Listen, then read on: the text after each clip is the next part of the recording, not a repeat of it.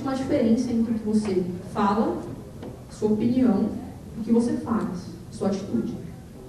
Então, no instituto que eu trabalho, em alguns outros institutos, o que a gente faz? A gente fez uma pesquisa recentemente com mães, na verdade, de filho até 6 meses de idade. Né? O certo é que essa mulher, ela amamente o filho ou com leite materno, ou não podendo amamentar com leite materno, use fórmulas infantis para dar para o filho. O que são as fórmulas infantis? É o Aptamil, é o NAN, né? Ninho não é fórmula infantil, ninho é leite. E não é recomendado para criança até 6 meses. Quando eu entrevistava a mulher de classe A, principalmente essa que tem dinheiro para comprar essas fórmulas, que são mais caras, ela me dizia, pergunta, o que você dá para o seu filho? Ah, eu amamento ou eu compro fórmula. Fala, é mesmo? Tá bom. E a gente tinha um observador. Depois que a gente fazia entrevista, a gente tinha um observador que ficava observando lá no ponto de venda. São pessoas treinadas, você não consegue perceber. Né? E a gente também tem câmeras no ponto de venda. A gente coloca câmeras no ponto de venda, que dá cenas engraçadíssimas. E a gente percebe que não é o que ela faz. Ela fala uma coisa e faz outra. Né? Então pode ser que não tenha... Correto, né? É o politicamente correto dizer. Exatamente. Pode ser que não tenha sido isso somente que aconteceu na pesquisa eleitoral. Mas isso também foi um dos motivos. Né? Isso também foi uma das coisas que influenciaram. Né? É difícil, todo mundo que você perguntava, ninguém ia votar na Dilma. Né? Mas a Dilma ganhou.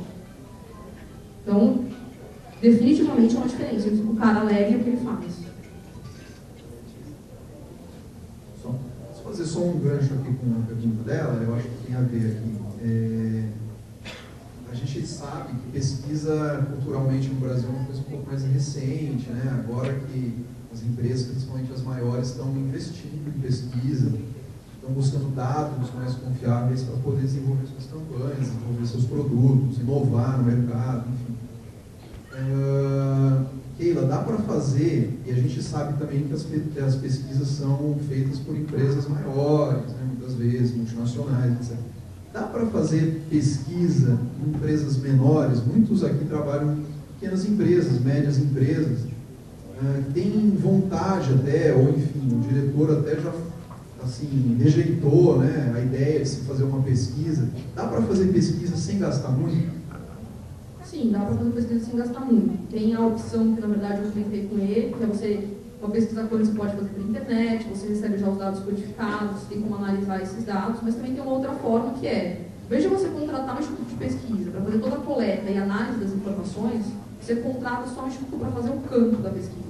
Então você contrata só os entrevistadores, você elabora o questionário, você desenvolve o briefing, né, pensa, poxa, como que eu vou resolver esse problema de pesquisa? Você desenvolve o questionário, contrata observadores que vão fazer o campo para você. Você pode fazer a codificação desse questionário internamente, bem como o processamento das informações, né? Fazer toda a análise interna. Isso reduz drasticamente o custo de pesquisa. Porque você perde muito tempo, na verdade, com a análise, que é o que agrega, que enriquece, na verdade, a pesquisa. Né? É isso que demanda realmente dinheiro, é isso que você paga muito. Então, sim, tem como fazer. Mas, assim, é sempre legal que você tenha um profissional mais ou menos qualificado. Porque não é tão fácil, na verdade, você depois entender esses dados, principalmente a parte estatística. Boa noite a todos, eu me chamo Alex, não sou estudante aqui da escola ainda, e tenho uma dúvida assim, eu consegui anotar algumas coisas aqui, pelo que eu entendi, nós temos assim, basicamente são acho que de 3 a 4 etapas, então seria a parte da pesquisa, né, sobre a perspectiva do produto, a análise semiótica e a produção gráfica, né, seria logo após a análise semiótica, mas eu acredito que mesmo a partir da produção gráfica, a partir do momento que o designer mexeu nisso, acho que talvez lógica, semiótica e tudo mais. E a partir disso seria a questão do teste, né?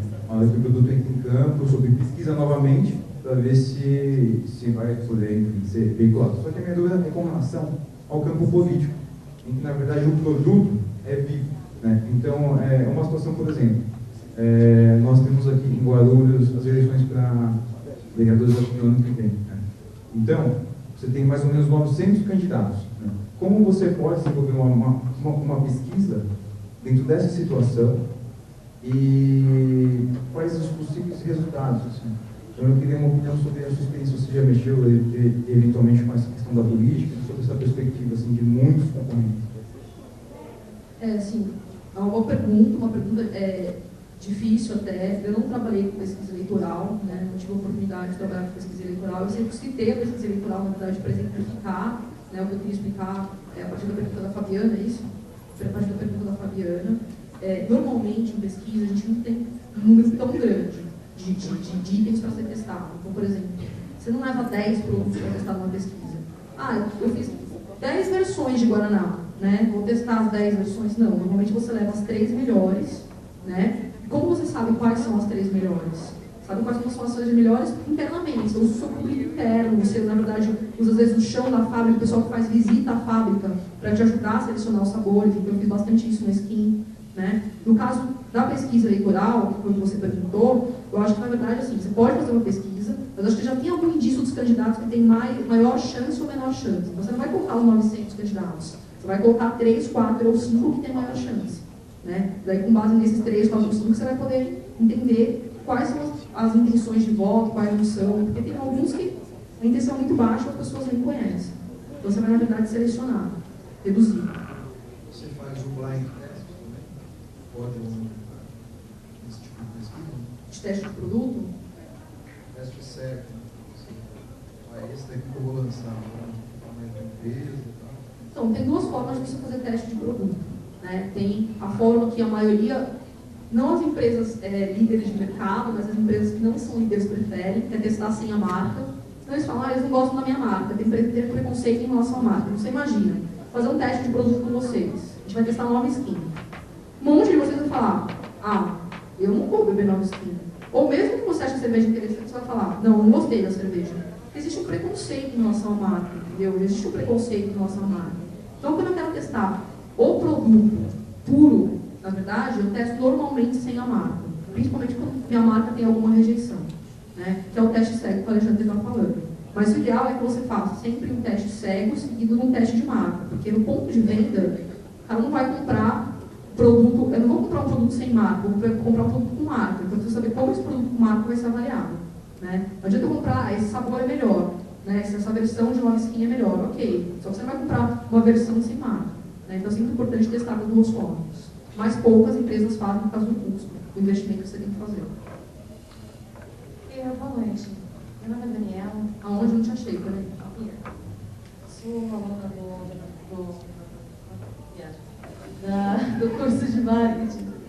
E queria entender melhor como é que vocês selecionam essas pessoas que respondem às pesquisas. Como é que isso é selecionado? Minha irmã trabalha, isso é uma questão que minha irmã trabalha na Ipsos. Excelente instituto, é um ótimo instituto. E eu percebo que ela faz algumas visitas, aqui nós temos uma comunicação, mas ela faz algumas visitas, leva o produto, mas a minha dúvida é, essa pessoa é qualificada para responder isso? Como é que vocês selecionam? Qual é a fonte? Como é que é o movimento disso? Ok.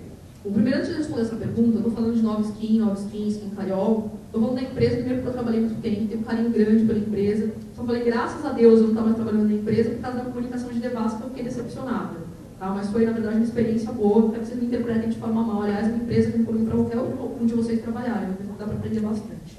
Respondendo a sua pergunta, como que a gente faz, na verdade? A gente tem um filtro, né, um questionário filtro. Então, se você passar naquele questionário, vamos pensar na aquário. Como que eu recruto pessoas para fazer focus group? Na verdade, normalmente é por telefone, né? A gente já tem um banco de dados, a gente recruta as pessoas por telefone, liga. Eu pergunto para você, você toma cerveja? Ou eu pergunto, quais desses produtos você consome? Não vou tão direto, desculpa, você não pergunta se você toma cerveja. Quais produtos você consome? Aí tem água, refrigerante, chá, cerveja, um monte. Aí você me respondeu, cerveja. Aí eu pergunto, quais produtos você consumiu nos últimos 15 dias? E vou afunilando, né? Que classe social você é?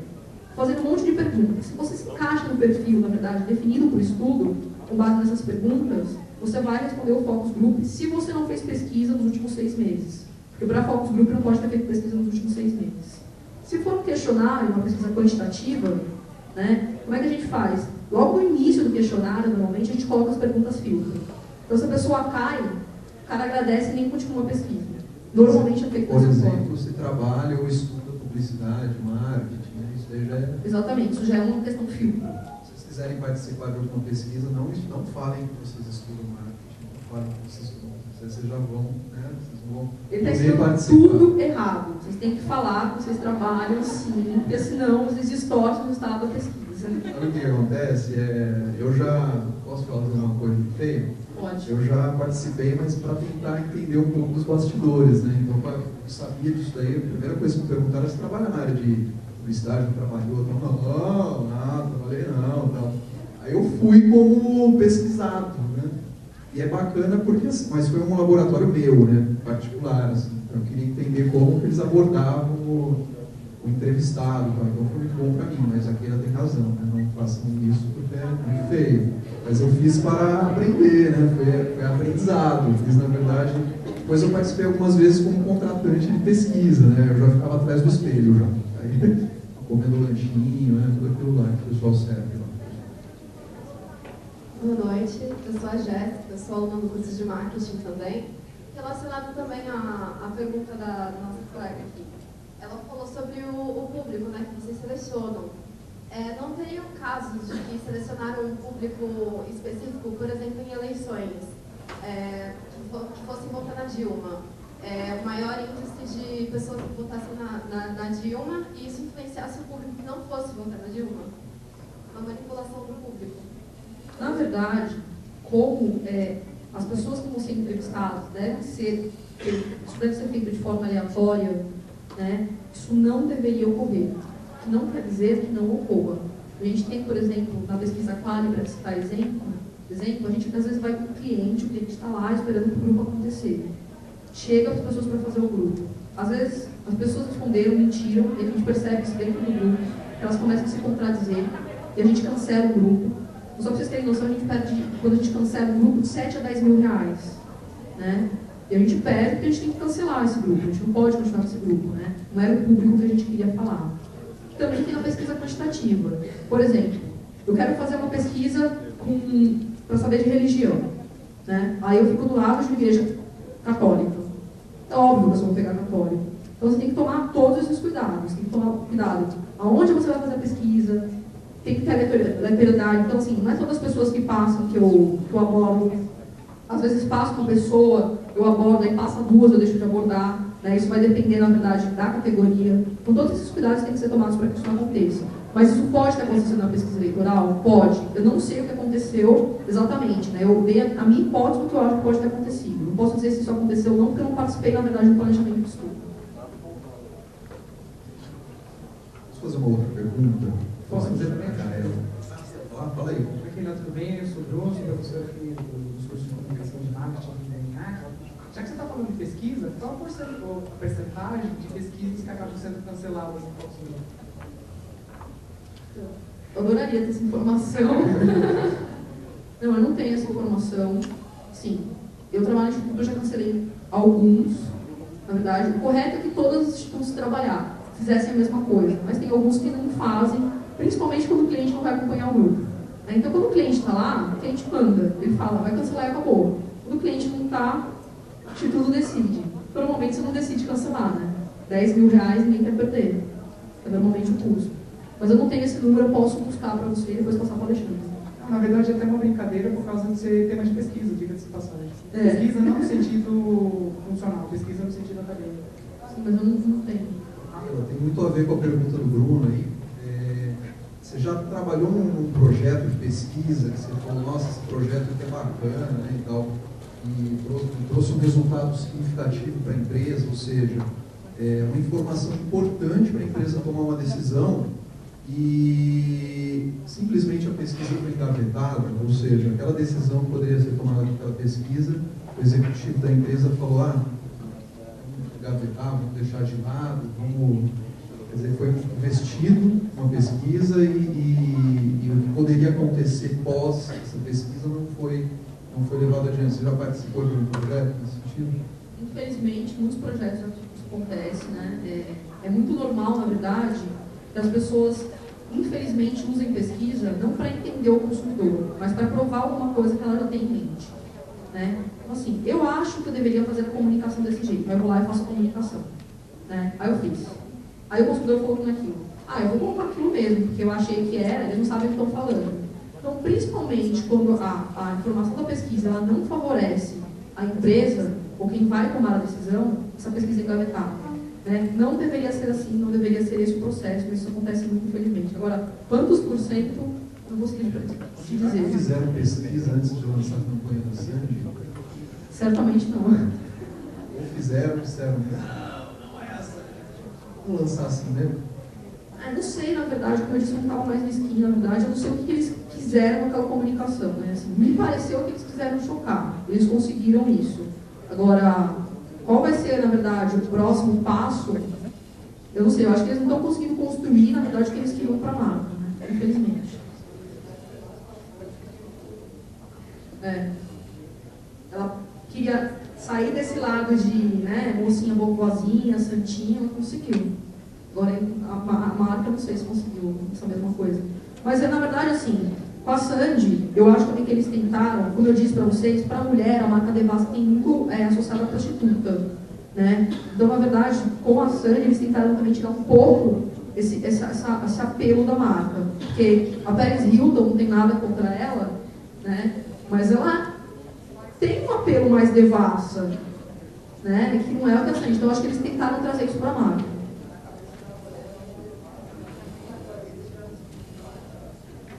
Infelizmente.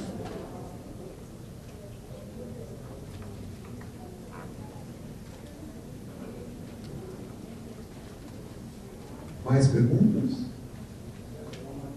Microfone aqui.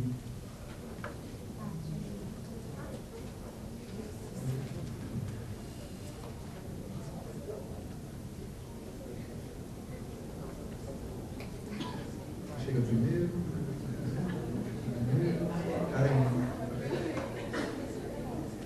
Keila, boa noite. Meu nome é Renata, sou de marketing também, terceiro semestre. Uma pesquisa de impacto que você já fez, você poderia falar para nós que causou um grande impacto na mídia, no departamento também? Essas pesquisas de impacto, elas sempre são mais difíceis da gente comentar, mas assim, eu fiz uma pesquisa bem interessante para avaliar, na verdade, eu não sei se vocês percebem, mas quase todos os produtos da Skin Cariol, eu não trabalhei só no Skin, gente, mas porque eu gosto de cerveja, eu não trabalhei só no Skin, eu trabalhei em outras empresas. Mas porque o mercado de cerveja é um mercado tentador, todo mundo gosta de falar, todo mundo conhece, então a gente acaba usando esse exemplo. Eu não sei se você percebe, mas tem água Skin Cariol, tem Skin Refri, tem Nova Skin, então todos os produtos da Skin Cariol, na verdade, estão muito ligados ao Skin. E a gente começou a pensar, será que é o nome Skin, que vem de Skin Cariol, que traz, na verdade, essa avaliação ruim para os produtos? Né? Então, na verdade, a gente fez um trabalho para entender como o consumidor enxergava o Skin Cariol, se agregava ou desagregava para o produto. E a gente, infelizmente, percebeu que desagrega.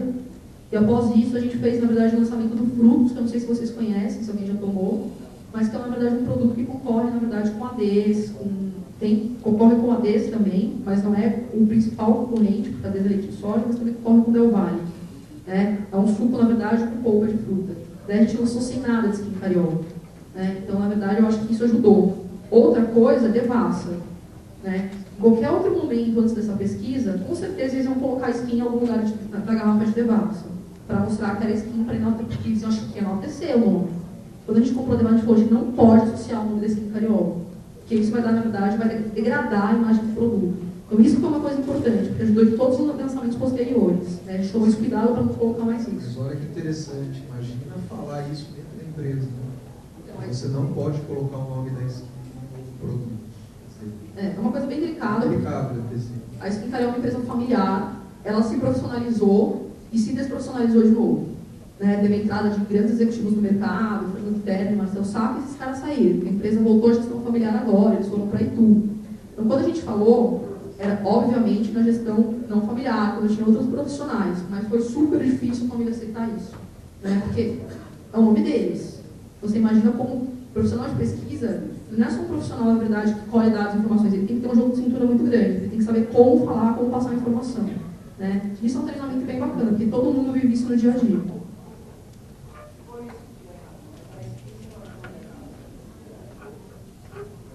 Eu não acompanhei, na verdade, a Skin Cariol desde o começo, mas assim, pelo que eu saiba, com a cerveja. Mas não era Nova Skin, era Skin Cariol.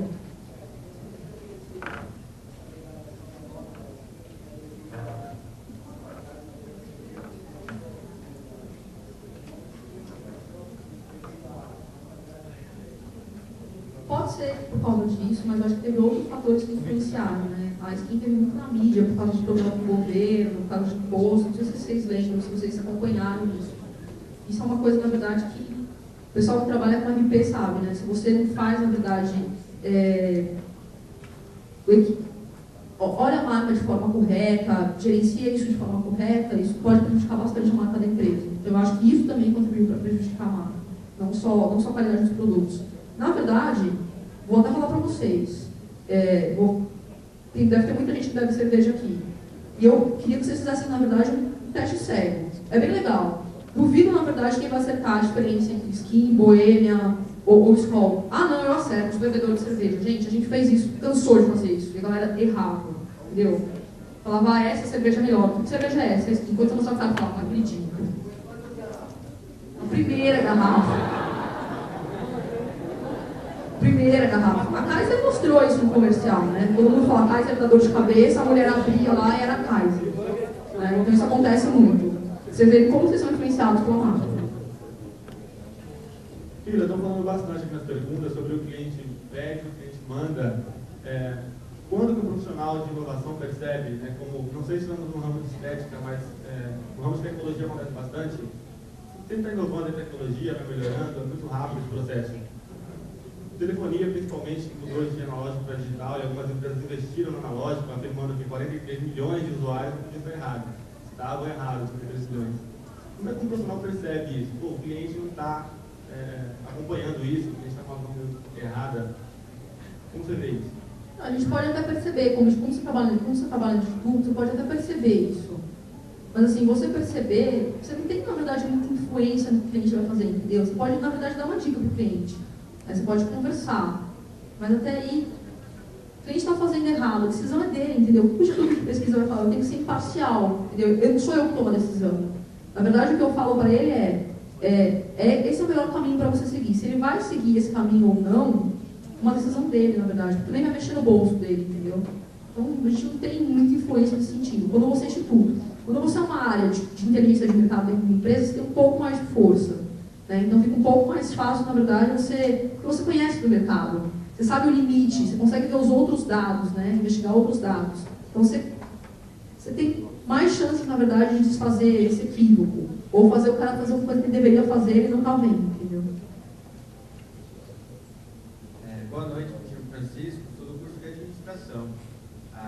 Quando uma empresa está fazendo uma pesquisa de mercado para lançar um produto, elas ainda estão fazendo a pesquisa, uma empresa se adianta e lança o produto já à frente da concorrente. O que é feito? Eles ainda terminam o projeto ou tentam lançar algo novo em cima do que foi lançado?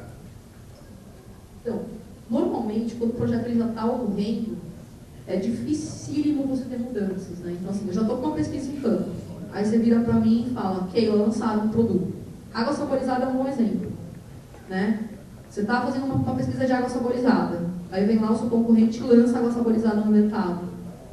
Não tem como você parar a pesquisa no meio. Você já fez todo o investimento. Dificilmente o instituto de pesquisa vai querer te devolver o dinheiro. Então, normalmente o que se faz são adaptações, né? Foi lançado o produto no mercado, de repente você está fazendo uma qualitativa, você inclui mais alguma coisa para entender o produto do concorrente que foi lançado, como que ele está sendo visto, o que você pode melhorar em relação ao que o concorrente já lançou. Né? Uma pesquisa quant, você não tem muito plano de ação, entendeu? Porque o questionário já está estruturado, já está na rua, não dá para mudar. Mas uma quality tem plano de ação, sim. Normalmente a gente altera. Entende o que o concorrente fez e o que a gente pode melhorar. Boa noite, Keila. Gilvan. Trabalho na Ambev. E a Ambev se baseia muito na Nielsen, questão de pesquisa. Tivemos uma pesquisa no mês passado que perdemos 2,5% em centro de Guarulhos. Eu queria saber qual a influência do pesquisador. De repente ele pode chegar aqui, pode pesquisar a parte da ONG, os bares da ONG, os bares do centro, e não pesquisar bairro. E constar que a gente perdeu 5% de share. Então, olha só, eu trabalhei na Nielsen, né, eu fui executivo de atendimento da Nielsen.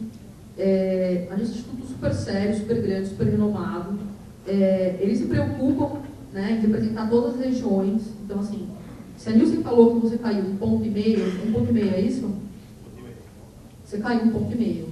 Né, assim, não tem essa dificuldade de representatividade.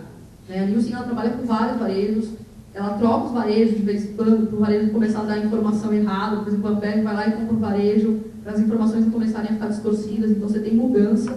Nem a indústria sabe o varejo que é pesquisado. Né? Então, assim, eu acho que dificilmente isso tem acontecido, ainda mais com a Ambev, né? Assim, na Skin Cariol também tinha muito esse comentário. Gente, porque 2,5 pontos é muita coisa, muito dinheiro.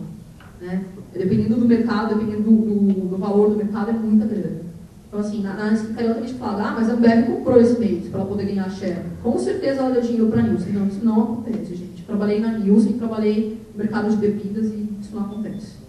Caiu mesmo, infelizmente caiu. Tem que entender o porquê, entendeu? Se foi um problema de distribuição, se caiu a distribuição de vocês, se estão em ponto de vendas menos representativos, o que efetivamente aconteceu. Boa noite. Meu nome é Sônia, sou do curso de administração. Deixa eu fazer uma pergunta assim. Se por acaso você participou alguma vez, ou a própria Skin Cariol, fez uma pesquisa referente à associação da imagem da cerveja e a mulher. Porque se você vê todos os comerciais de cervejas, as mulheres sempre estão de biquíni na praia. Sempre. Então, a cerveja é associada ao homem ali no sofá ou na praia, com os amigos, batendo a bola, e a mulher de biquíni. Então, a mulher está ali para servir a cerveja para ele. Se você participou, ou se já é feito isso, porque você vê, às vezes, de vez em quando, lança um comercial, que eles tentam fazer alguma coisa diferente, mas, de repente, no próximo comercial da próxima campanha, já volta tudo de novo. Está lá a mulher de biquíni na praia e ele batendo a bolinha. Engraçada essa pergunta. Eu já participei, mas qual que é o grande problema? 60% do mercado de cerveja, 60% do consumo de cerveja é de homens, entendeu? Então é difícil você mudar isso, né? Normalmente eu tenho que fazer, eu faço uma comunicação, vamos pensar, uma marca da Ambev, escola, eu não vou fazer uma comunicação voltada para o homem e outra para a mulher. Eu faço uma comunicação, porque o investimento é muito alto. Eu vou fazer uma comunicação focada nos 60 e nos 40. Entendeu? Então eles acabam focando onde tem maior público. Mas era bem menor, né? O percentual de mulher há poucos anos atrás. Sim, é bem menor. A tendência de crescimento do público feminino é presente. Mas, assim, crescendo, né? Parece que e não existe comunicação para a mulher, né? Não existe. Cerveja. Mulher bebe cerveja. Mulher gosta de cerveja. Não é só no mercado de bebida que acontece isso. Você pega o mercado de telefonia, por exemplo.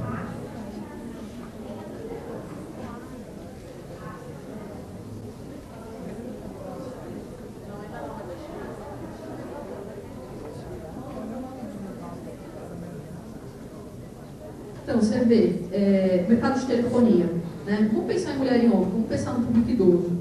O celular, cada vez mais, está incrementando função. Então, agora, menos importa o celular é você falar. Né? Você tem que tirar foto, você tem que entrar na internet, você tem que conversar no Facebook, você tem que... um monte de coisa. Gente, sua avó e seu avô, como é que eles usam o celular? Os números são pequenininhos, né? A gente sabe que o público idoso é um público que vem crescendo, é um público que tem renda. E as empresas simplesmente estão ignorando esse público. Então, gente, infelizmente, isso acontece muito. Né? Acontece com a mulher, acontece com o idoso, acontece com a minoria. Quando você é minoria, você corre esse risco. Mas não fica chateado com esse negócio de cerveja, não. Continua tomando cerveja, entendeu? As marcas são todas iguais, não tem muito o que fazer. Tem nenhuma marca que vai perguntar para a mulher. Sabe o que os homens falam quando você faz grupo? Você quer fazer cerveja para a mulher? Faz uma cerveja mais docinha, elas gostam de tudo docinho. Por isso que a mulher gosta de cerveja escura. Olha o preconceito deles. Boa noite, querida. Meu nome é Victor, sou estudante de Relações Públicas. A H2O, ela foi lançada no mercado, e eu não sei se devido a, como posso falar, a Pepsi ela não esperava o sucesso da bebida no mercado. E aí a demanda cresceu, logo a produção não foi a desejada, faltou em vários locais. Isso se deve à pesquisa, a uma falha de uma pesquisa? O que se deve a essa falta desse produto no mercado em relação ao seu lançamento? Eu não sei, na verdade, qual foi a pesquisa que foi feita no H2O. Não sei se foi uma pesquisa, na verdade, de produto, né? Ou se foi feita também uma análise volumétrica. O que é uma análise volumétrica?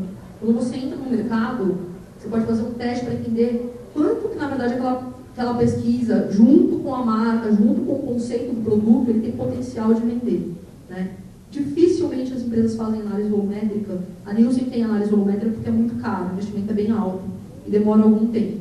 Né? Então, assim, A priori, eu diria, não é uma falha de pesquisa, é uma falha de planejamento. Mas depende da pesquisa que eles fizeram. Se eles fizeram uma análise volumétrica, sim, pode ter feito uma falha de pesquisa, pode ter sido uma falha de pesquisa, porque eu falei para ele que, na verdade, ele ia vender X, ele vendeu X mais 1, na verdade, e daí acabou faltando produto no mercado. Mas o que eu entendo de H2O, e posso estar errado, né, e os professores de marketing que me corrijam, isso eu acho que, na verdade, acabou sendo muito bom para H2O, porque gerou, na verdade, vontade do público de ter o produto, o pessoal estava louco, queria H2O de qualquer jeito. Então, quando, na verdade, o produto foi para o mercado, conseguiu satisfazer, foi um grande boom. Eu acho que, na verdade, não foi tão ruim, mas pode ser ruim sim para a marca. Não teve problema porque a empresa tinha bala, né, para poder dimensionar a produção rapidamente, redimensionar, né, adquirir fábricas e começar a fabricar em maior escala para poder atender o mercado. Mas dependendo da empresa, né, uma falha dessa pode acabar com a empresa, né? Ou pode detonar o produto. Pode.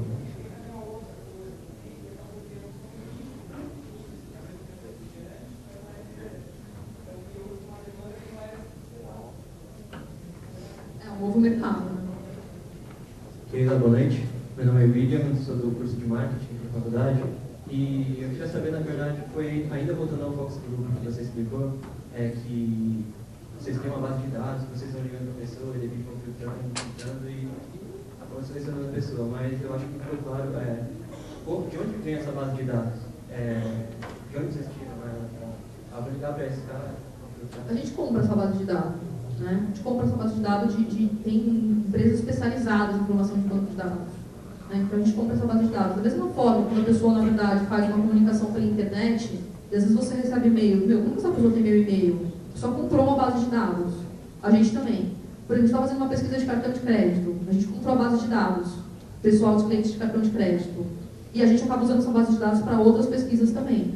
Entendeu? Com o tempo, a empresa vai ficando com tanto banco de dados que ela não precisa mais comprar. Ela vai só renovando, às vezes, o banco de dados. Oi, Keila. Geraldo, de novo, do marketing. Oi. Eu queria saber com você, assim, se existe assim, uma situação de que uma empresa, né, ela contrata o seu instituto para aprovar um aspecto positivo de certo produto, e ela contrata outro para fazer a mesma pesquisa, só que de um lado negativo. Seria uma antipesquisa. Olha, eu nunca fiquei sabendo disso, né? Na verdade, eu já fiz, na verdade, alguns trabalhos que eu falo com consumidores que adoram a marca, consumidores que odeiam a marca. Entendam, por que o cara, e às vezes colocam os dois na mesma sala, por que o cara que adora, como que ele usa para defender a marca, o cara que não gosta, o que ele reclama da marca? Para ver, na verdade, qual argumento que o consumidor tem contra, eu posso usar isso na minha comunicação, né? Eu posso usar esses aspectos, às vezes, me ajudam em detalhes de comunicação, apontar alguma coisa do meu produto, que é um ponto que é importante para justificar o produto. Mas esse negócio de contratar um instituto para fazer uma pesquisa e outro humano de pesquisa, eu desconheço. Mas pode ter acontecido, não sei. Se uma empresa ela pode contratar dois institutos para fazer a mesma pesquisa? Não, normalmente não. Só um? Só um. Certo. Boa noite. Meu nome é Eliana, sou estudante de gestão ambiental.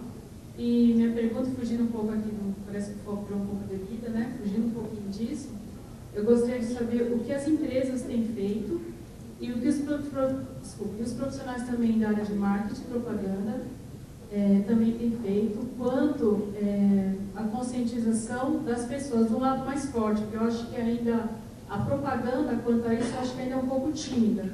O que tem feito ou vai fazer para ela vir como uma onda, realmente vir forte para todo mundo.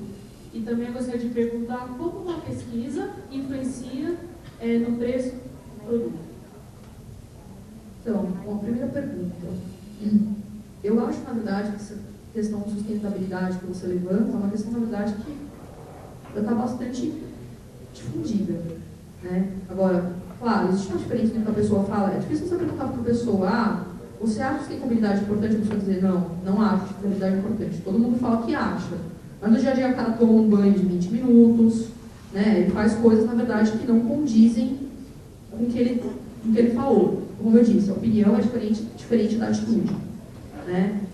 Mas eu acho que as pessoas já estão se conscientizando. Por exemplo, na PUC mesmo, onde eu faço mestrado hoje, a maioria dos trabalhos agora de dissertação e de tese são sobre sustentabilidade. Tem muito trabalho na área de sustentabilidade, né? Então, eu acho que isso está evoluindo. Em relação à sua segunda pergunta, qual que era? Desculpa. Então, a gente tem pesquisas de elasticidade de preço, né? Normalmente, o preço é uma relação entre oferta e demanda, né? Como vocês devem saber, devem estudar nas aulas de economia, principalmente o pessoal de administração. Mas a gente também faz umas pesquisas de elasticidade de preço para entender quanto que a gente, se a gente subir um pouco o preço do produto, quanto que a gente perde de mercado, né? Quanto que a gente perde em vendas. Isso vale a pena. Essa margem que a gente vai ganhar, vale a pena, na verdade, o volume que a gente vai perder. Então, existem pesquisas específicas para isso, mas, na verdade, não é só a pesquisa que influencia isso. Tem, na verdade, a importância da marca, tem influência nisso, né? A sua distribuição, tudo tem um pouco de importância, né? A curva de experiência da empresa, quanto tempo a empresa está no mercado, ganho de escala, tudo isso influencia.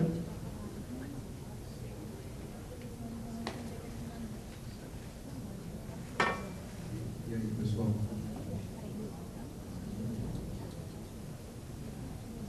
Boa noite, eu sou a Aline, sou do curso de marketing também.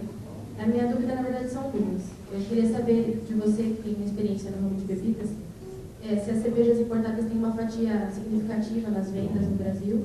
Uma dúvida que eu sempre tive, porque eu sou consumidora de Heineken só, e eu queria saber se isso tinha alguma coisa a ver. Infelizmente, não. Nós não temos muita participação. Isso era um nicho que a gente tinha, principalmente depois que adquiriu a Baden-Baden, né? A Baden-Baden também é da Skin Cariol, e a Eisenbahn também é da Skin Cariol, né? Eles compraram várias cervejarias artesanais, e eles queriam, na verdade, aumentar, sim, a fatia de mercado, mas isso é difícil por causa do preço da cerveja. Exatamente. Tem essa limitação. E outra coisa, na questão de pesquisa, não sei se você tem esse dado, mas a propaganda de produto ou a institucional, qual das duas que tem mais efeito? Assim, porque a Coca-Cola, por exemplo, usa muito de propaganda institucional. É difícil você ver eles fazendo propaganda do produto em si. É mais da Coca-Cola Zero, que tem aquela parafernália toda, de coisas explodindo e tal. Mas, no geral, é aquela coisa, aquela propaganda que eles fizeram sobre estatística de pessoas que são felizes ou não, né? Queria saber qual que é a propaganda que é mais eficiente, a institucional ou a de produto? Tem uma regra, né? Porque, por exemplo, a Coca-Cola institucional pode funcionar muito bem. Tipo, uma empresa líder de mercado com marca aceita. Vou ter que voltar de novo, gente. Imagina a Skin Cariol fazer uma propaganda institucional. Entendeu? Não rola. Então, assim, depende da empresa. Tem empresa, a Nestlé, por exemplo, ela pode usar uma propaganda institucional, ela tem uma marca forte, né? A marca Nestlé, ela traz credibilidade, agrega qualidade aos produtos. Então, depende, na verdade, muito do momento da empresa, muito do problema da empresa. Entendeu?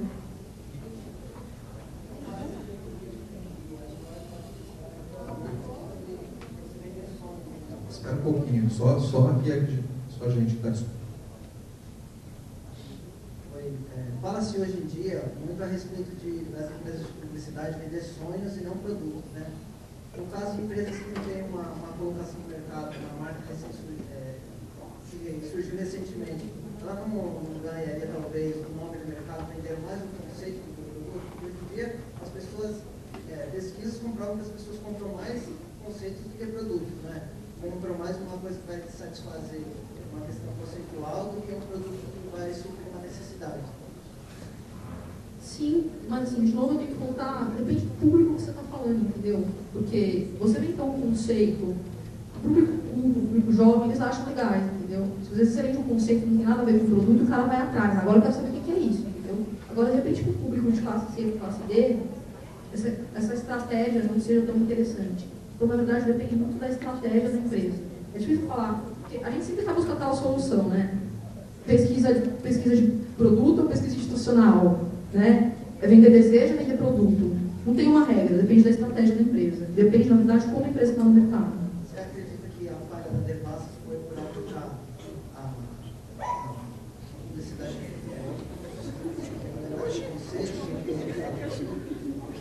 Eu não acho que a falha da Devassa foi isso. Acho que, na verdade, a falha da Devassa foi não conseguir codificar o conceito da Devassa, que é um conceito super cool. Né? Se você ver as comunicações antes da marca para o mercado, criar uma empresa com uma marca de massa, para o consumidor, na verdade, que ela queria atingir. Não o consumidor de classe A, um consumidor de classe B, de classe C. Talvez não entenda, na verdade, uma pitada de humor, entendeu? Tão sofisticada. Eu acho que, na verdade, faltou você usar a linguagem do público que você queria atingir. Uma coisa simples, mas não fácil, entendeu? É estratégia. Resumir a mensagem que a Devassa quis passar com o conceito de devassa? Como você definiria esse conceito? Não é difícil, porque eu posso entender uma coisa, entendeu? E o cara de publicidade, o cara que criou, na verdade, querer passar outra. Mas, na verdade, assim, a devassa, no começo, ela era uma cerveja uma cerveja bacana, você pediu uma devassa, tá com os amigos, me dá uma devassa loira, agora me dá uma ruiva. Era pra virar, tipo, graça que deu na mesa. Então era bacana você pedir uma devassa. Só que depois, quando você massificou, não virou legal, entendeu? Parece cerveja de pobre. Entendeu? Então ninguém quer pedir uma devassa. Era pra ficar uma coisa bacana, sabe? Eu pedi uma devassa, os amigos, virar uma brincadeira. Uma cerveja da Sandy aí. Entendeu? Mas me dá uma cerveja da Sandy, ninguém quer beber. Última pergunta, que o nosso tempo está... Boa noite novamente. A Repente H2O, ela foi lançada em 70, 80, anos 90, mais ou menos. Não deu certo. Aí lançaram recentemente, mudaram o nome e agora é meio que é febre. Qual a diferença do produto dos anos 90 para agora? H2O, lançado nos anos... Não, foi antigamente, era outro nome que foi dado, não me recordo agora. Só que lançaram agora com uma, não teve. Deu tudo, daí arquivaram, teve retorno esperado. Essa é a Renata que você está falando? Essa é a Renata. Então, não era o mesmo produto, né? E assim, eu acho, na verdade, que a H2O agora não deu certo, porque foi o que eu te falei, entendeu? Tem a tendência agora de saudabilidade, as pessoas se preocupando muito com isso. Né? As pessoas consomem refrigerante toda hora. Não tinha uma preocupação de você poder tomar uma coisa que fosse uma bebida que fosse gostosa, mas que também não fosse tão prejudicial à saúde. Eu acho que por isso casou, na verdade, o produto certo com o momento correto, entendeu? Isso, na verdade, foi uma coisa de sucesso. Deu certo no produto. Bom, pessoal, a gente já está falando aqui no meu ponto, né? Que está dando horário, dando tempo aqui. Eu acho que tem bastante pergunta, o que eu acho ótimo, muito bom, né? Todo mundo está participando assim. Mas aqui ela deixou um e-mail aí, né? Eu acho que tem um tempinho aí também no final, quem quiser vir abordá-la aqui, perguntar alguma coisa. A gente te agradece, né, em nome do ENIAC, foi muito legal. E obrigado vocês também que participaram aí ativamente. Até amanhã.